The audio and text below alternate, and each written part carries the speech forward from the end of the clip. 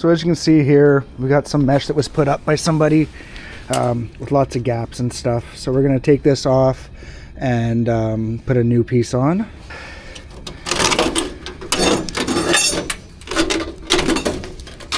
We're going to do some mouse proofing of the house and some pest proofing, fixing some old mesh that has some gaps in it, and putting up some nice strong mesh preventing skunks, rats, mice, raccoons, and everything else from getting under the deck and into the house.